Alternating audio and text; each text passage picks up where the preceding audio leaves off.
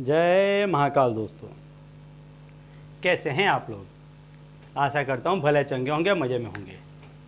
दोस्तों,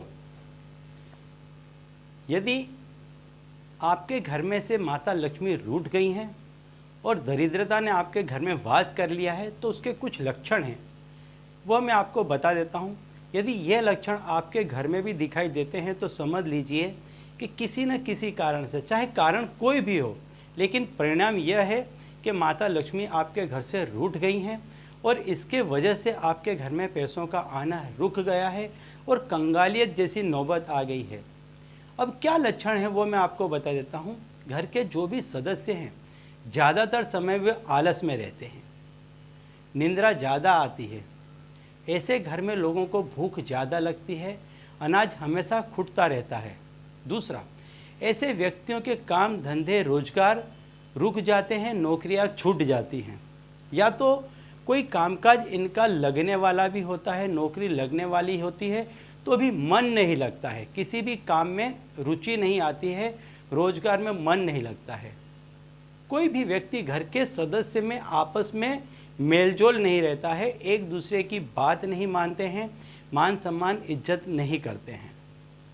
यदि इस तरह की घटनाएं आपके घर में हो रही हैं तो समझ जाइए कि चाहे कुछ भी हुआ हो भूतकाल में, चाहे कोई भी घटना घटी हो, कोई भी आपसे गलती हो गई हो, या किसी ने कुछ करवा दिया हो, टोना टोटका करवा दिया हो, या कोई ग्रह दोष हो, पीड़ा हो, या कोई पितृदोष हो, कोई भी दोष हो या कोई भी कारण हो, लेकिन किसी भी कारण से माता लक्ष्मी आपके घर से रूठ गई हैं और इसी कारण से दरिद्रता ने, या यूँ कहें नेगेटिविटी ने आपके घर में अड्डा जमा लिया है, उन्होंने अब आपके घर में स्थान जमा लिया है।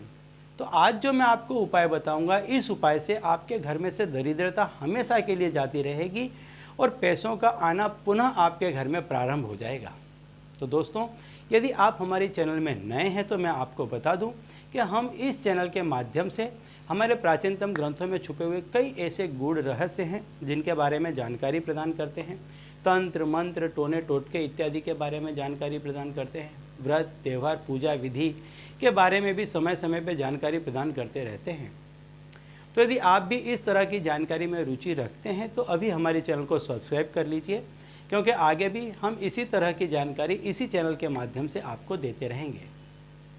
तो चलिए आज मैं बताता हूँ ऐसा उपाय जिसको करने से कैसा भी व्यक्ति, कैसा भी दरिद्र व्यक्ति या कंगालियत की स्थिति में पहुँचा हुआ व्यक्ति भी यदि इस उपाय को करेगा तो उसके घर में माता लक्ष्मी का दोबारा वास हो जाएगा, सब कुछ उसके घर में व्यवस्थित होने लग जाएगा, पैसे टके से सुखी संपन्न हो जाएगा, घर में मान सम्मान और समाज में भी उसकी काफ़ी पूछ होने लग जाएगी। ऐसा उपाय आज मैं आपको बताता हूँ। ये उपाय आप गुरुवार की रात्रि को करें। 10 की नोट ले लें, 50, 100 की कोई भी एक नोट आप ले लें और इस नोट पर आप थोड़ी सी हल्दी रख दें और 1 चम्मच हल्दी रख दें, या इस तरह से, इस तरह से नहीं लेना है, इस तरह से आप हल्दी लें, पिसी हुई हल्दी लें और उसको 10 की नोट पे या 50, 100 जो भी नोट है उसकी नोट पर आप रख दें बीचों बीच में। और यह बिल्कुल गुप्त रीति से करना है, चुपचाप करना है, किसी को भी भनक लगने देनी नहीं है, इस तरह से करना है। यदि कोई देख लेता है तो आपको इसका जवाब नहीं देना है। इस तरह से तो हो सके तो जब सारे ही घर के मेंबर यदि सो जाएं उसके बाद आप इस क्रिया को करें।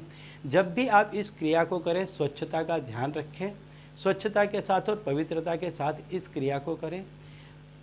नोट के ऊपर जरा सी हल्दी रखने के बाद में इस नोट को आप भगवान विष्णु की जो भी आपके घर में तस्वीर हो या मूर्ति हो उसके सामने आप इसको रख दें। रात्रि के समय पे आपको इस क्रिया को रखना है और दोनों हाथ जोड़ करके आपके घर में जो भी परेशानी है वह दूर हो जाए ऐसी प्रार्थना करनी है मनोमन उनसे।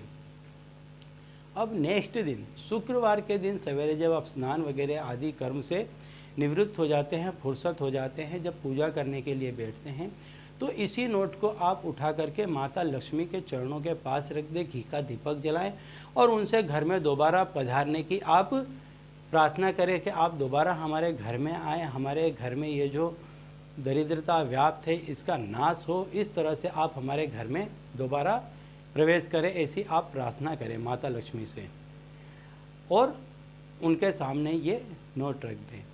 अब शुक्रवार को ही संध्या के पहले पहले, यानी सूर्यास्त के पहले पहले ही, तुरंत आपको ये पैसा वहाँ से नहीं उठा लेना है।